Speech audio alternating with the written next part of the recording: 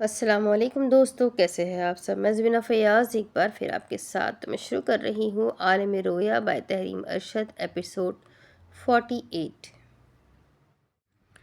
اگر کوئی میری بیٹی کی خوشیوں کے درمیان آیا تو میں اسے اس کے راستے سے ہٹانے کے لیے 1 منٹ بھی نہیں کتراؤں گی۔ تحلیل اٹھی۔ نیلوفر سر جھکائے ہوئے بیٹھی تھی۔ مجھے اب تک ساری زندگی یہی لگتا تھا۔ نیلوفر نے سر اٹھا کر اسے دیکھا۔ دادی کی موت ایک حادثہ تھی، مگر باجی شاید صحیح کہتی ہے۔ نیلوفر کا چہرہ سپاٹ ہوا۔ مجھے ابھی یقین نہیں آتا، مگر اب رجب پر زانی کا الزام لگوا رہی ہے۔ مجھے سمجھ آ رہا ہے زنا کو قتل سے زیادہ بدتر کیوں کہتے ہیں۔ جو زنا کا الزام لگا سکتا ہے وہ قتل بھی کر سکتا ہے۔ مجھے سمجھ آ رہا ہے داجی ہمیں کیوں حلال کھلا رہے تھے۔ وہ اس گھر میں رہ کر حرام کے خلاف جنگ لڑ رہے تھے، مگر یہ جو حرام ہے نا، ہمیں اندر سے کھوکھلا کر دیتا ہے۔ چوری سے ڈکیتی، ڈکیتی سے قتل، آپ فکر نہ کرے۔ وہ مسکرائی اور نیلوفر کو وہ ہاجرہ جیسی لگی تھی۔ میں یہ باتیں کسی کو نہیں بتاؤں گی، اور میرے بتانے ہوئے سے کچھ ثابت بھی نہیں ہوگا، میرے بتانے سے کچھ ثابت بھی نہیں ہوگا۔ مگر اماں، اس نے گردن لڑکائی، آپ نے اس گھر جائیداد کے لیے سلیمان کو یہاں آنے سے روکنا چاہا تھا، کسی کے بچے کا حق مارنا چاہا تھا۔ ظاہر تھا جوان تھی آپ کی خود کی بھی اولاد ہو سکتی تھی، مگر مجھے لگتا ہے اگر آپ کسی کا حق نہ مارتی تو حالات کچھ اور ہوتے۔ میرے بعد آپ کی گود سونی نہ رہتی۔ وہ تیزی سے باہر جانے لگی۔ نیلوفر سانس نہیں لے سکی تھی، اس کی آنکھیں سرخ ہونے لگی۔ اس نے سینے پر ہاتھ رکھ دیا۔ اللہ کا اصول تھا، محبوب کے ہاتھوں آزماتا تھا اور اسی کے ہاتھوں توڑتا تھا۔ اسے بھی آزمایا گیا تھا اور وہ اس آزمائش میں ناکام ثابت ہوئی تھی۔ باہر آ کر وہ سیڑھیوں کی جانب آئی۔ حاجہ سیڑھیاں اتر رہی تھی۔ دونوں الماس آنکھوں میں پانی تھا۔ ان دونوں نے ایک دوسرے کو دیکھ کر نظریں چرائی۔ وہ اوپر جانے لگی اور وہ نیچے۔ دونوں بہنوں کی زندگی میں ایک چیز مشترکہ تھی، وہ دونوں حلال اور حرام کی جنگ لڑ رہی تھی، اور اس جنگ میں مخالف گروہوں ان کے اپنے تھے۔ حاجہ تیزی سے کمرے میں داخل ہوئی۔ اس نے دروازہ بند کیا اور بھاگ کر الماری کی جانب آئی۔ اس نے الماری کے پٹ کھولے۔ وہ بڑی احتیاط سے ایک ایک چیز کو دیکھ رہی تھی۔ طے شدہ کپڑوں کے نیچے وہ ہاتھ پھیرنے لگی۔ اس نے دراز کھول کر دیکھا، کاغذات الٹ پلٹ کیے۔ اس نے بے کلی سے پیچھے دیکھا، دل کی دھڑکن تیز ہوئی۔ اس نے دوسرا دراز کھولا۔ غسل خانے سے آہٹ ہوئی، وہ رکی۔ الماری سے قمیض گرنے لگی۔ اس نے بے اختیار اسے پکڑا۔ وہ اسے رکھنے لگی تو اسے دیکھ کر چونکی۔ اس کی آنکھیں پھیلنے لگی۔ اس نے بوکھلاہٹ سے قمیض کا پرنٹ دیکھا۔ کاغذ پر ایک خاتون تصویر میں رنگ بھر رہی تھی۔ یوں لگا جیسے وہ تصویر پرنٹ پر بن چکی تھی۔ وہ گہری گہری سانسیں لیتی اس قمیض کو رکھنے لگی۔ ناک میں شدید جلنے کی بدبو محسوس ہوئی۔ کہیں تم یہ تو نہیں ڈھونڈ رہی؟ وہ پلٹی۔ سامنے نیلوفر کھڑی تھی، ہاتھ میں جلتے ہوئے کاغذات تھے۔ اس نے دھیرے سے انہیں چھوڑا۔ اس کی آنکھوں میں پانی اترنے لگا۔ وہ شفاف نظروں سے اسے دیکھتے دھیرے دھیرے اس کے سامنے چلی آئی۔ نیلوفر سادگی سے اسے دیکھ رہی تھی۔ مجھے تم اتنی کچی کھلاڑی کب سے سمجھنے لگ گئی؟ اس کی آنکھیں پھیلی، آنکھوں میں پانی واضح تھا۔ تمہیں لگتا ہے میں اپنی بیٹی کی زندگی تمہیں برباد کرنے دوں گی؟ میں اسے تمہاری طرح بدچلنی کی راہ پر کبھی چلنے نہیں دوں گی۔ حاجہ نے اگلے لمحے ایک زناٹے دار تھپڑ اس کے منہ پر رسید کیا اور وہ بوکھلا کر رہ گئی۔ میری طرح بدچلنی کی راہ؟ میری طرح؟ اس نے غضب سے اس کا دایاں بازو تھام کر جھنجھوڑا۔ تم نے میری ماں کا کام چرایا۔ وہ دیوانہ وار اس پر گرج پڑی۔ نیلوفر حرکت نہیں کر پائی اور بدچلن میں اس نے اس کے منہ پر دوسرا تھپڑ رسید کیا اور اس کی چیخ نکلی، تم نے سب جانتے بوجھتے اپنی بیٹی کو عبدالتواب سے دور نہیں کیا تاکہ تم یہ گھر اینٹ سکو۔ حرص تمہاری اور بدچلن میں گرک گھررائی۔ باہر کا دروازہ ٹھک سے کھلا۔ عبدالتواب سامنے کھڑا تھا۔ بخت روا آگے چلے آئے۔ تحلیل سراسیمہ تھی۔ وہ باہر سے اندر جھانک رہی تھی۔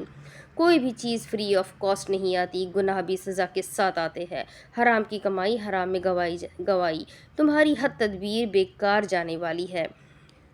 عبدالتواب تیزی سے اندر چلا آیا۔ اس گھر کو کھانے والی تم، دادی کو مارنے والی بدچلن تم۔ اس نے اسے تھپڑ رسید کر کے پلنگ پر دھکا دیا۔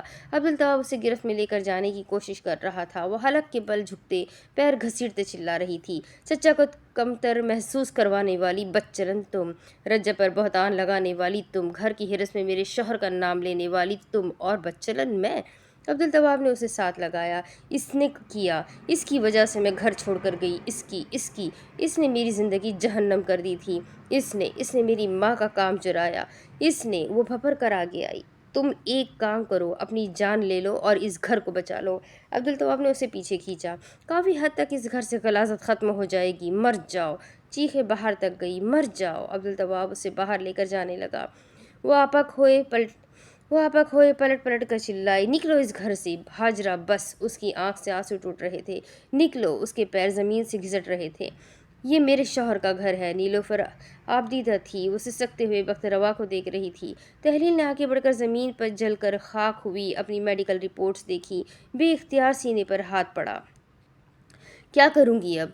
रजब को बचाऊंगी तो अपनी इज्जत पर सवालिया निशान बन जाएगा, और अगर शाज भाई का नाम लूँगी तो बहन का घर खराब होगा।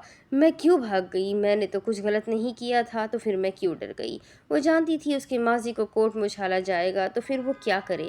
खामोशी से यहाँ से चली जाए, खला ले ले, तो फिर वादों का क्या? ऐसा क्या कसूर हो गया था उससे जिसका उसे इतना बड़ा खामियाजा उठाना पड़ रहा था कि उसकी अपनी सगी माँ अपनी इज्जत के लिए उसे असमत दरी का सैयद बना चुकी थी। क्यों हो रहा था उसके साथ ऐसा? क्यों? पैरों से झूलता हुआ जूता उलटकर ज़मीन पर गिरा। चींची की आवाज़ सुनाई देने लगी। छत पर झूला हिल रहा था।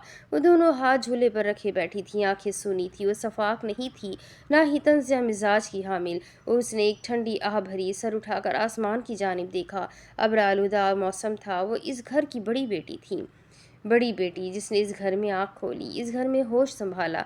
जब से होश संभाला, अपनी माँ और नीलोफर के दरमियान तशनगी महसूस की। दादी का झुकाव अम्मा की जानिब था, दादी का झुकाव नीलोफर की। उसकी माँ छोटे घर से आई थी, सब्र और शुक्र साथ लेकर आई थी। नीलोफर बड़े ख़ानदान से आई थी। बख्तरवा कहते थे वक्त के साथ वो इस घर के तौर तरीके के मुताबिक खुद को ढाल लेगी। उसे जांचना दुरुस्त नहीं, अचानक से आदतें बदलना आसान नहीं होता, और वो इससे इत्तेफाक करते थे। मगर ऐसा क्यों होता था? अम्मा के 50 रुपए की चीज़ उसे अच्छी लग जाती और अपनी 1000 की भी अच्छी नहीं लगती। उसकी माँ दिहाड़ीदार मजदूरों के घर से आती थी। गुर्बत में उसकी ढाल सिर्फ हुनर और मेहनत थी। कुदरत ने उसके हाथ में हुनर और सफाई दी थी। कढ़ाई करती तो लगता आसमान से सितारे तोड़कर सजा दिए हैं। मेहंदी से नक्श निगार बनाती तो उसका बनाया हर नक्श शाहकार बन जाता। नीलोफर की भाभियाँ उसे सराहती और उससे अपना काम करवाती, जिससे वह अपना और अपनी बच्ची का खर्च चला लेती। शौहर पर बोझ नहीं बनती और उसे हराम छोड़ने की तलकीन करती रहती। दूसरी जानिब नीलोफर, जिसे अपने मैके के सामने अपनी इज्जत बरकरार रखनी थी। चचा बहुत नाजों से रखते, मगर वो कभी भी मुतमईन नहीं होती। वक्त के साथ साथ उसकी माँ का काम मियारी होने लगा था। एक रोज़ नीलोफर की भाभी ने उसके आगे पेशकश रखी। ये नक्श बहुत खूबसूरत है। मेरे भाई ने इसी साल कपड़े का कारोबार शुरू किया है। क्या तुम ऐसे नक्श बनाकर हमें दे सकती हो? मैं लम्हे भर के लिए वो हैरान रह गई। हाँ, हम तुम्हें बराबर का मुआवजा देंगे। वो मुस्कुरा पड़ी। अच्छा, मैं कोशिश करूँगी। उसने जब से सुना था उसके बनाए डिज़ाइन फैक्ट्री में छपेंगे, वो दिन रात मेहनत करती। जब वक्त मिलता कागज़ कलम और रंग पकड़ कर बैठ जाती। दादी खूब सराहती, नीलोफर आते जाते नुक्स निकाल देती, और दादी घर का अमन बरकरार रख रहे थे, इसलिए बस खामोश रहते। हाजरा, वो कमसिन बच्ची, अपनी अम्मा के गले में दोनों हाथ लटकाकर बैठी हुई थी। उसकी माँ उसे अपने बनाए नक्श दिखा रही थी। मुझे अपना ये डिज़ाइन बहुत पसंद है, मुझे लगता है ये मेरा शाहकार बनेगा। वो बशाशत से कहने लगी, अम्मा मैं इसे सबसे पहले पहनूंगी। उसने मुस्कुराकर उसका हाथ थपका। ठीक है, मगर उसे ज़िंदगी ने इतनी मोहलत ही नहीं दी कि वह अपने शाहकार को कभी कपड़े पर उतरता देखती। अल्लाह ने उसे दुनिया जहाँ की तमाम नेमतों से नवाज दिया। जब अब्दुल तवाब उसकी गोद में आया, मगर ज़िंदगी ने उसे उस नेमत से लुत्फ़अंदोज़ नहीं होने दिया। उसकी अम्मा चली गई, वो दुनिया छोड़ गई। उसके नक्श निगार से बनी कॉपी कहीं खो गई, और वो अपने छोटे भाई और तालीम में कहीं खो गई। आज सालों बाद अपनी माँ की मेहनत देखकर माजी की सारी फिल्म उसकी आंखों में थी। वो जानती थी वो काम उसकी अम्मा का था, मगर उसके पास कोई सबूत नहीं था। वो चाह कर भी उसके खिलाफ कोई कोई सूट फाइल नहीं कर सकती थी एलसूट फाइल नहीं कर सकती थी। उसने आँख का किनारा पोंछा। अम्मा जा चुकी थी। उसने गहरी सांस ली। व्हाट्स डन इज़ डन, वो अक्सर खुद से पूछा करती थी। वो वकील क्यों बनी? हर मर्तबा खुद को वो नया जवाब देती थी, अपनों को महफूज करने के लिए। उसने एक उंगली खोली, वो दूसरी खोलने लगी। अपनों के लिए लड़ने के लिए, मजलूमों के लिए लड़ने के लिए, कमज़ोरों के लिए लड़ने के लिए। वो भी कमज़ोर थी, और उसने अपने कमज़ोर विज़न को तर्क कर दिया था। वो लोगों से नबरत आजमा होने के दाव जान चुकी थी। वो अपनी क़ुव्वत जान चुकी थी। वो अपनी हदूद जान चुकी थी। वो दर्द जिसने उसे अजियत पहुंचाई, उसे वो माजी में छोड़ आई थी। उसने कमज़ोर औरत बनकर किसी मर्द को रो रो कर अपनी बब्ता सुनाने की बजाय मजबूत औरत बनने को तरजीह दिया था। मगर वो मजबूत होने के बावजूद روتی اور ٹوٹتی تھی، اس میں خامیاں تھی اور اسے اس کے باوجود خود سے محبت تھی۔ دوسری طرف قلب میں مدھم روشنیوں میں دھیرے دھیرے گیت چل رہا تھا۔ کلب میں انگریزی جیز میوزک کے چلنے کی آواز سنائی دے رہی تھی۔ ایک لڑکی سر جھکائے بار ٹیبل پر جوس کا گلاس پکڑے ہوئے بیٹھی تھی۔ اس نے گرفت میں وہ گلاس لیا، وہ دل شکستہ تھی۔ اس نے ایک ٹھنڈی آہ بھری۔ 7 بار چہرے پر حاجرہ جرسی کی سفید افشاء سے چمکتی مغربی لانگ میکسی میں ملبوس تھی۔ ٹیسل بازو، انگلیوں میں انگوٹھیاں، لبوں پر تیز سرخ لپسٹک، چہرے پر ہلکا سنگھار، بالوں میں جیل لگا کر سر سے نیچے سے شروع کر کے کرل کیے ہوئے اس نے اوپر پہنی گلابی فر کی شال کا ڈائمنڈ بٹن چھوا اور پھر اسے دیکھا۔ انگلی پر پہنی ہوئی انگوٹھی ٹمٹمائی، پلکیں اٹھی۔ تو تم نے مجھے کیوں یاد کیا؟ وہ اسے کالج سے جانتی تھی۔ کیا تمہیں مجھے یاد کرتے ذرا سی بھی ہچکچاہٹ نہیں ہوئی؟ حاجرہ نے طنز کرتے ہوئے اس سے پوچھا تھا۔ وہ اس چہرے کو دیکھتے وہ دن یاد کر رہی تھی۔ تمہارا باپ ایک اسمگلر ہے، وہ انسان فروش ہے، منشیات فروش ہے۔ وہ لڑکیوں کا جھنڈ بنائے اسے بلی کر رہی تھی۔ اس کا تعلق اشراف کے طبقے سے تھا۔ حاجرہ خوف زدہ سینے سے بیگ لگائے الٹے قدم چل رہی تھی، آنکھوں میں آنسو اتر رہے تھے۔ تمہیں ہمارے ساتھ بیٹھنا ہے، ہمارا گروپ جوائن کرنا ہے؟ حال میں اس نے سامنے میز پر مڑا ہوا کاغذ پڑا دیکھا، گردن سے انگلیاں لگائے اس کی نگاہ جھکی۔ تمہیں کیوں لگتا ہے میں تمہارا کیس لوں گی؟ وہ لڑکی کرب سے سر جھکائے بولی۔ پلیز حاجرہ۔ حاجرہ نے اسے انگلی دکھاتے ترمیم کی۔ بیرسٹر حاجرہ، لبوں پر مسکان پر انداز شفاف ترین تھا۔ Don't even try to be informal with me. اس نے اسے انگلی دکھاتے تنبیہ کی تھی۔ نہیں تو مجھے 1 منٹ نہیں لگے گا تمہیں تمہاری اوقات یاد دلاتے۔ اس لڑکی نے گلاس اٹھا کر ضبط سے جوس کا گھونٹ لیا۔ اس کا اس لڑکی کا کیس لینے کا کوئی ارادہ نہیں تھا، وہ بس اسے اپنے حصے کا ذلیل کرنے آئی تھی۔ حاجرہ نے اس کی جانب گردن لڑکائی۔ بائی دی وے، کیا تم نے اپنے باپ کا وہ ٹیپ دیکھا ہے؟ اس لڑکی کو ہوتا لگا وہ کھانس پڑی، اس کی آنکھیں سرخ ہو گئی۔ حاجرہ نے طنزاً مسکراتے گردن پھیر کر دیکھا، موتیوں سے چمکتے دانت دکھائی دیے۔ ویسے تمہارے باپ کو اس بڑھاپے میں اپنی جوانی رنگین کرنے کی کیا پڑی تھی؟ سچ اے فینٹیسک کیس، وہ مصنوعی انداز میں ہنسی۔ اس نے کان میں پہنے پتھر کے ٹاپس کو چھوا اور انگلی پیچھے اسٹاپر پر لے گئی۔ اور اس سب کے لیے اسے تمہاری چچی ہی ملی تھی؟ اتنا پیسہ ہونے کا کیا فائدہ اگر وہ فاحشہ ہائر نہیں کر سکتا تھا؟ لہجے میں تلخ واضح ہوئی۔ اسے یاد آ رہا تھا وہ کیسے اسے ذلیل کیا کرتی تھی۔ آنکھیں سرد تھی، لبوں پر زرد آلودہ مسکراہٹ۔ تمہاری فیملی تو مجھ سے بھی زیادہ راٹن ہے۔ اس لڑکی نے پشیمانی سے سر اٹھایا اور سرخ آنکھوں سے اسے دیکھا۔ حاجرہ بس کر دو، مجھے معاف کر دو پلیز، میرا کیس لے لو۔ حاجرہ نے وہ مڑا ہوا نوٹس اٹھا کر بار ٹیبل پر دھیرے دھیرے کھٹکھٹایا۔ ٹھک ٹھک کی آواز گونجی۔ تم غلط ہو، تمہارے جیتنے کے چانسز کم ہے۔ تم نے اپنے معشوق کے ساتھ کیے معاہدے کی خلاف ورزی کی ہے۔ اسے ایک دم یاد آیا، میں تمہیں بچا لوں گی، میں تمہیں نہیں چھوڑوں گی۔ اسے لگا کسی نے اندر سے جھنجھوڑ دیا تھا۔ اسے نفی میں سر ہلا کر خیال جھٹکا، پھر اسے دیکھا اور کہنے لگی، جب اس کے لیے سب چھوڑ دیا تھا اور اس نے تمہارا ساتھ دیا تھا، تمہیں کبھی پریشان نہیں کیا، تو پھر اس سے اپنی ٹرمز خراب کرنے کا فائدہ؟ تم چاہتے ہو تم میرے ذریعے میرے باپ سے انتقام لو تاکہ وہ اپنا کوئی دفاع نہ کر سکے۔ تمہیں اس بزدلی کا مظاہرہ کرنا ہے۔ وہ سانس نہیں لے سکی، اس کی آنکھیں کھلی۔ اس لڑکی نے اسے دیکھا۔ تم تو انصاف کے لیے لڑ رہے تھے نا؟ ہاں۔ اسے اپنے الفاظ یاد آنے لگے، اس کے کان سرخ ہو رہے تھے۔ غلطی تو اس سے بھی ہوئی تھی اور بہت بڑی ہوئی تھی۔ حاجرہ تم ٹھیک ہو؟ اس نے اس کا شانہ ہلایا۔ وہ خود کو کمپوز کرنے لگی، اس کا ہاتھ ہوا میں اٹھا۔ ہاں میرا۔ اس نے ناسمجھی سے اسے دیکھا، گال سرخ ہو رہے تھے۔ اس نے ایک گہری سانس لے کر اسے دیکھا۔ تم مجھ سے صلح کر لو ورنہ کورٹ کے آرڈرز سے بینک تمہیں کنگلا کر دے گی۔ تم اس کے خلاف کچھ نہیں کر سکتی کیونکہ اس کے پاس وہ ٹیپ ہے۔ میرا خیال ہے تمہیں اپنے باپ کے لیے اپنا رشتہ خراب نہیں کرنا چاہیے۔ مجھے پتا ہے میرا باپ بہت برا انسان ہے، بہت برا، پر کم از کم اس نے مجھے اس سب میں استعمال تو نہیں کیا۔ اس نے انگلیاں چٹک کر میز سے لگائی، انگوٹھیوں کی چک سی آواز آئی۔ وہ ضمیر کی آواز سے خود کو بچاتے دائیں بائیں نگاہیں پھیر رہی تھی۔ تم صلح کر لو۔ اس کی آواز لرزنے لگی، کیونکہ تم سے تمہارے اسٹنس لے لیے جائیں گے، پھر چیک بھی باؤنس ہوا ہے۔ تمہاری وجہ سے بیچارے امپلائی بھی متاثر ہوئے ہیں اور تمہاری مالی حالت اتنی خراب ہے کہ اس وقت تم سیٹلمنٹ بھی نہیں کر سکتی۔ واپس چلی جاؤ، اس کے پاس ہیز اے گاڈ مین، اور یہ سب اس نے تمہیں واپس لانے کے لیے کیا ہے۔ حاجہ نے بارٹینڈر کو اپنی جانب آتے دیکھا۔ وہ مسکرا پڑی۔ وہ اس کے سامنے ملک شیک کا گلاس رکھنے لگا تو اس کا ہاتھ ہلا۔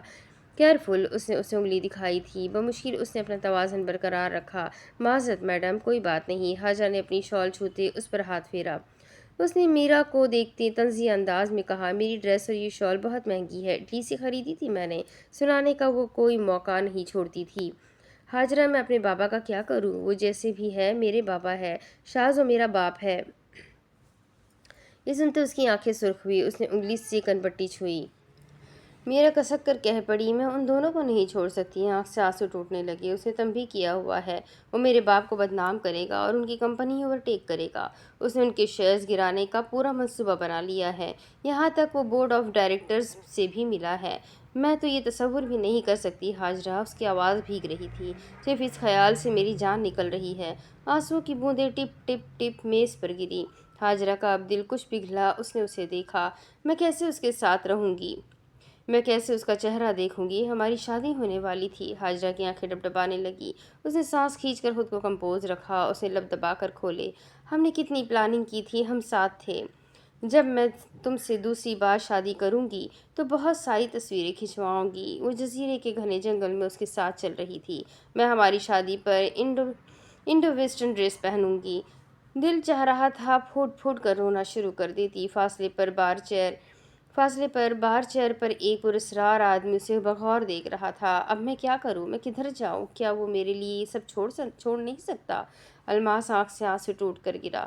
مجھے پتا تھا وہ میرے والد کا رائیول ہے اور اسے بھی یہ پتا تھا میں اپنے دل کا کیا کروں۔ میں بھی بس خود اس کے لبوں سے نکلا، لیکن میرا کو تو صرف اپنی پڑی تھی۔ پلیز تم کچھ ایسا کرو نا ہاجرہ، سب ٹھیک ہو جائے۔ وہ انتقام لینے کا خیال چھوڑ دے۔ میں کیا کروں؟ اس نے بے بسی سے خود سے کہا تھا۔ وہ اب کیسے اسے بتاتی اس کی زندگی میں کیا چل رہا تھا؟ کچھ دیر وہاں بیٹھے وہ دونوں روتی رہی۔ پھر آنسو صاف کرتے حاجہ نے گھڑی پر وقت دیکھا۔ کافی وقت ہو گیا ہے۔ وہ پراسرار آدمی اٹھ کر باہر جانے لگا۔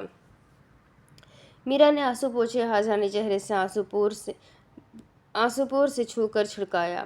میری کوشش ہوگی ہم سیٹلمنٹ کر لیں اور ہمیں عدالت کے چکر نہ ہی لگانے پڑے۔ اس نے لیگل نوٹس اٹھایا۔ میرا اپنا بیگ پکڑ کر اٹھی۔ حاجہ نے میز پر سے اپنا پنجرے نما بیگ اٹھایا۔ آؤ میں تمہیں ڈراپ کر دوں، میرا نے اس سے کہا تھا۔ حاجہ نے اس بات میں سر ہلایا۔ ٹھیک ہے۔ وہ اب پوری توجہ اس لیگل نوٹس کو دیکھنے لگی۔ پڑھتے پڑھتے وہ رکی۔ مدعی کے وکیل کے دستخط اور نام کی جانب آ کر رکی۔ اس نے پتلیاں سکیڑ لی۔ شاز احمد۔ آنکھیں پوری طرح کھل گئی۔ اسے غصہ آ رہا تھا، اسے بے تحاشا غصہ آ رہا تھا۔ تو یہ کیس یہ اپنی انا کی تسکین کے لیے لڑ رہا ہے۔ اس نے غصہ ضبط کرنے کی کوشش کی مگر بے سود رہی۔ تمہیں میں بتاتی ہوں شاز صفدر کہ تمہارے مخالف ہے کون، وہ چبا چبا کر کہنے لگی۔ تم اس لڑائی کو اگلے لیول تک لے کر گئے ہو، اب دیکھو میں اسے کہاں پہنچاتی ہوں۔ وہ تیزی سے میرا کے ساتھ آگے بڑھی۔ تم نے ذاتی ہو کر پروفیشنل کام کیا، اب میں تمہیں ذاتیات اور پروفیشنل زندگی کو ضم کرنے کی سزا بتاتی ہوں۔ ہیل کی ٹک ٹک کی آواز گونجی۔ ہم پہلے کیا تھے؟ محبوب، وکیل، موکل، business partners, cold case solver, subjects, experiment, میاں بیوی اور رومیو جولیٹ، اور اب پلینٹیف کونسل اور ڈیفنس کونسل۔ مزہ آئے گا۔ وہ سانس لینے کے لیے رکی۔ میں کسی صورت یہ کیس نہیں ہاروں گی، میں کسی صورت سیٹلمنٹ نہیں کروں گی۔ اب تو کورٹ میں کیس لڑنے کا مزہ آئے گا۔ میں میرا کا پراپر شیئر اسے دلاؤں گی۔ ایڈوکیٹ شاز کو بھی پتہ چلے اس کے مقابلے میں ہے کون۔ میں یہ کیس جیتوں گی اور اسے اس کی غلطی کا احساس دلاؤں گی۔ اس نے لب دبا کر کھولے۔ ون کانکیور ہو کانکیور ہمسیلف۔ وہ گاڑی میں آ کر فرنٹ سیٹ پر بیٹھی۔ میرا نے گاڑی سٹارٹ کی مگر وہ سٹارٹ نہیں ہوئی۔ ارے! حاجہ نے اسے دیکھا۔ کیا ہوا؟ اس نے اگنیشن میں پھر سے چابی گھمائی مگر ناکام رہی۔ یہ ہوا کیا ہے؟ اور حاجہ نے تھکان سے سیٹ سے ٹیک لگا لی۔ اس نے اب نوٹس کو دیکھا اور کہے بنا رہ نہیں سکی۔ ڈرافٹنگ تو اچھی کی ہے، ٹو دا پوائنٹ بات، لیگل لینگویج بھی ٹھیک ہے، کوئی فضول بات نہیں کھینچی۔ اس نے ناک سکیڑی۔ شوہر کس کا ہے؟ फ्लिप मोबाइल की घंटी बज रही थी। शाज़ कोट उतारते रुका। अंदर से सिया वॉस्कट नजर आई। वो पलटा, मेज़ की जानिब जाते रुका। उसने फ्लिप मोबाइल उठाकर कॉल उठाई और कान से मोबाइल लगाया। हेलो बेटा, बख्तरवा की आवाज़ थी। जी दादी, हाजा तुम्हारी तरफ आई है। वो ज़रा चौंका। नहीं, फिर इतनी देर हो गई, अब तक क्यों नहीं आई? शाज़ ने घड़ी पर वक्त देखा। दादी, अभी तो शाम भी नहीं हुई, आ जाएगी। पर बेटा, वो दरमियान में टेलीफोन ज़रूर करती है। उसकी ज़ीरक निगाहें फिरी। उसने कनपट्टी नाखून से मसली। अच्छा, मुझे ये था तुम से मिलने आई होगी। वो मुतफक्किर हुआ। मैं पता करता हूँ दादी, बताता हूँ आपको। अच्छा बेटा। वो मुतमईन हो गए। कॉल बंद हुई, तभी बाहर से टेलीफोन की घंटी बजी। टेलीफोन ख़राब है। वो क्लब में खड़ी पूछ रही थी। मीरा उसके साथ खड़ी थी। मेरे घर वाले परेशान हो रहे होंगे। फासले से वो पुरस्कार आदमी उसे देख रहा था। मैडम ठीक था, बारिश की वजह से डेड हो गया है। हाजा ने बेजारी से दीदे घुमाए। उफ, गाड़ी ख़राब हो गई है, टेलीफोन ख़राब हो गया है, अब क्या करूँ? मीरा ने उससे कहा, रिक्शा कर लेते हैं। हाजा ने मुड़ से उसे देखा और बोली, तुम अपने रास्ते, मैं अपने। मीरा खौफजदा हो गई। मैंने इससे पहले रिक्शे में कभी सफ़र नहीं किया, प्लीज़ तुम मेरे साथ चलो। हाजा ने जब से एक गहरी सांस ली और बोली, ओके। दूसरी तरफ शाज़ ने बाहर आते झुककर मेज़ से रिसीवर उठाया। वो सीधा खड़ा हुआ। मैं मुंतकिम, बुजुर्ग रसीदा आवाज़ सुनाई दी। सरदार, मैं फातह। शाज़ की निगाहें फिरने लगी। मैं बहादुर, मैं शुजा, और अंदर तक सर्द कर देने वाला अंदाज था। सरदार, उस सनसनीखेज अंदाज में कह रहे थे, मेरी अमानत है इंग्लिस्तान में। मुझे कहते हैं शेर भोजो कौन में शेर बेचो कौन कौन हूँ मैं? मुझे कहते हैं शेर, बुझो कौन हूँ मैं? वो यकदम उसके गर्क आंखें पूरी तरह खुल गई। हाजा तुम्हारी तरफ आई है सरदार? वो बौखला गया। क्या अब भी मुझे माल के मुतालिक आगाह नहीं करोगे? वो तेज़ी से कहने लगा, सरदार मुझे नहीं पता। ठीक है फिर, मेरी बीवी? उसने बेख्तियार पूछा। उस पार महफूज होते बोले, पहली दे चुका हूँ, हल करो। पहली दे चुका हूँ, हल करो। वो हंसते हुए बोले, सीज द डे। सरदार, वो चीख पड़ा। सरदार जब भी सीज द डे फ़िक्रा कहते थे, वो उस दिन को यादगार बनाया करते थे, और वो दिन यादगार होने वाला था। शाज़ दीवाना वार कमरे की जानिब दौड़ा। शमसा बाहर चायदान रखते रुकी। अंदर कमरे में उसने अपना फ्लिप मोबाइल उठाया, अलमारी खोल कर दराज खोला और गन निकाली। अफरा तफरी का आलम था। जोर से दरवाजे बंद होने की आवाज़ आ रही थी। ठक ठक। शमशा सीधी खड़ी हुई। ये क्या हो रहा है? भुट्टो की चाप उसे सुनाई दी। वो दौड़ते हुए बाहर चला आया। शमसा ने उसे देखते हुए पूछा, साहब इतनी अफरा तफरी में किधर जा रहे हैं? वो माऊफ होते दिमाग से बोला, हाजरा खतरे में है। शमसा ने भौं तने उसे देखा। क्या ये वही हाजरा नहीं जिसने आपका दिल तोड़ा है? वो अगले लहजे पलटा, वो तोड़ सकती है, उसे सब माफ़ है। और बर की मानिंद बाहर निकल कर जाने लगा। शमसा की नज़रों ने अताब से उसकी पुश्त का ताक़ुब किया। गुस्से के सबब सफ़ेद सुनहरे कसर में उसकी निगाहें घूमी। उसे शदीद गुस्सा आ रहा था। 3 दिन।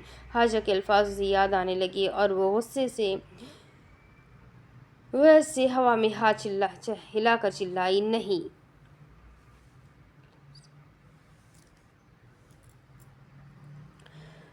दूसरी तरफ उसने ग्लो बॉक्स खोला, गोलियां निकाल कर लोड करके एक तरफ गन रखी। अब उसने फ्लिप मोबाइल पर नंबर डायल किया। वो गाड़ी स्टार्ट कर रहा था। कान से फ़ोन लगाए वो ड्राइव कर रहा था। घंटी जा रही थी। उसने गाड़ी मोड़ी। मैं मुंतकिम, मैं फातह। गाड़ी मोड़ते वो सोच रहा था, मैं बहादुर, मैं शुजा, मेरी अमानत है इंग्लिस्तान में। वो पहेली से उलझा रही थी। हेलो, बख्तरवा की आवाज़ सुनाई दी। कॉल उठा ली गई। बेटा पता चला? दादी आपका राब्ता हुआ? वो दोनों बेयक वक्त बोले थे। नहीं बेटा, बख्तरवा सरासीमा थे। सब ठीक है बेटा। शाज़ ने सर्द पड़ते हाथ से फ्लिप मोबाइल रख दिया। मुझे कहते हैं शेर, बूझो मैं कौन हूँ? नवंबर का भीगा भीगा मौसम, हर सू नमी छाई हुई थी। हाजा नजी पहलवान गली के बाहर चल रही थी। यहीं उतार दिया मुझे, उसने खुफगी से कहा। उनकी गली में पानी खड़ा था। रिक्शे वाले ने अपने रिक्शे की खातिर उसे बहुत पीछे उतार दिया था। अभी अब्दुल तवाब को कहती हूँ गाड़ी लेकर आए। वो नजीब पहलवान गली में दाखिल हुई। ऐसे तो मेरी सारी ड्रेस ख़राब हो जाएगी। सामने से चोरी चोरी अब्दुल तवाब निकलते हुए ठिठक कर रुका। हाजरा ने हाथ उठाया तो उसका पिंजरे नुमा बैग उठा। उसकी धीरे से पलकें उठी। तुम? अब्दुल तवाब मुंजमद खड़ा था। उसने माथे पर बल डालकर उसे देखा। इधर क्यों आए हो? वो उसके चेहरे के जाविये बिगड़े, दीदे घूम रहे थे। वो हाथ घुमाकर चेहरे के करीब करने लगा। झूठ गढ़ना बंद करो, वो सख्ती से बोला। शर्म आनी चाहिए तुम्हें, उससे चोरी चोरी मिलते हुए। عبدالطواب نے پیچھے ہاتھ باندھ کر سر جھکا لیا۔ ایک دم اس کا خیال اس کے لباس پر آیا۔ عبدالطواب کا سر اٹھا۔ یہ تم نے پہنا کیا ہوا ہے؟ وہ غصیلے پن سے اسے دیکھ رہا تھا۔ حاجہ نے آگے بڑھ کر پشت پر تھپڑ رسید کیا۔ چھوٹا ہے، چھوٹا ہی رہے۔ وہ آگے بڑھی۔ اس نے پلٹ کر اسے دیکھا۔ میں تنساز ہوں، اس لیے لگتا میں بڑا ہوں۔ بکواس نہیں کرو، وہ درشتی سے کہتے اس کا بازو پکڑ کر آگے آئی۔ چلو مل کر آئے کوہ نور سے۔ لبوں پر کھل کر مسکراہٹ آئی۔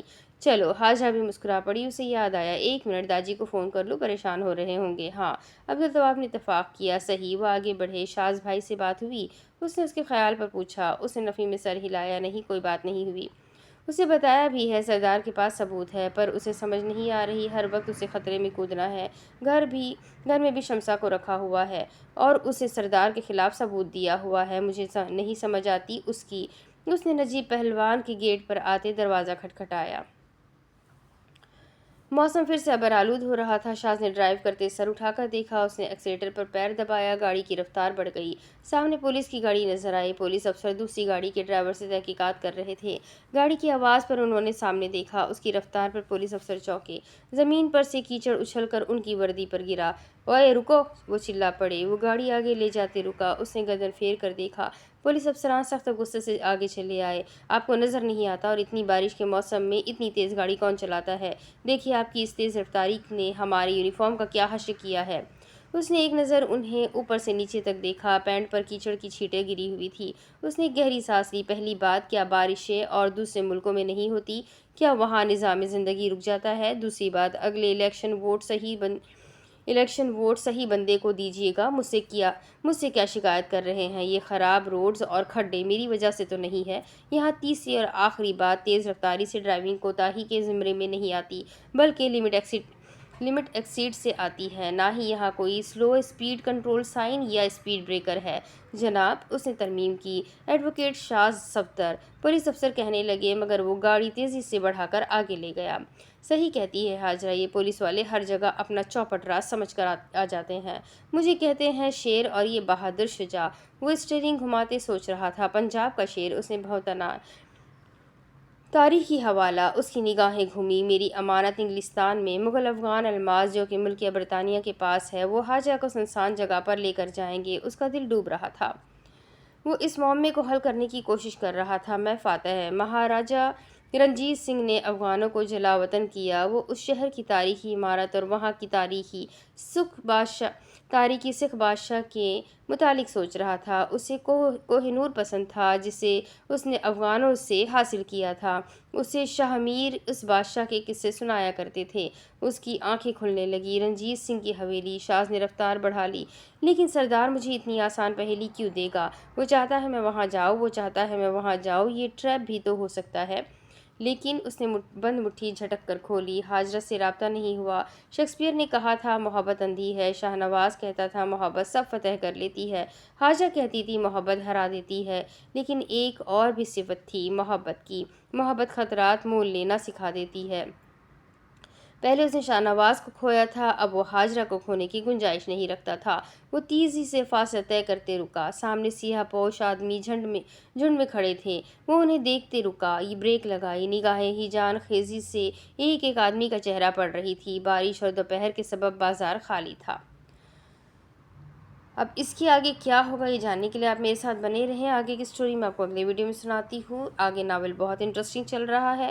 کیا یہ اپنی بیوی کو بچا پائے گا؟ حاجرہ کو آگے کیا سچ مچ میں بلیک میل کیا جا رہا ہے یا کیا سچ مچ میں حاجرہ کی جان کو خطرہ ہے؟ یہ سب کچھ جاننے کے لیے میرے ساتھ بنے رہیں۔ اگلی قسط میں پھر ملیں گے۔ تب تک کے لیے اپنا خوب سارا خیال رکھیں۔ چینل کو سبسکرائب کریں، ویڈیو کو لائک کریں اور اپنے کانٹیکٹس میں اس ناول کو شیئر ضرور کریں۔ ساتھ ہی اپنے کمنٹ کر کے ضرور بتائیں کہ آپ کو یہ ناول کیسا لگ رہا ہے۔ ملتے ہیں اگلے ویڈیو میں، تب تک کے لیے اپنا خوب سارا خیال رکھیں۔ مجھے بھی دعا میں یاد رکھیں۔ اللہ حافظ۔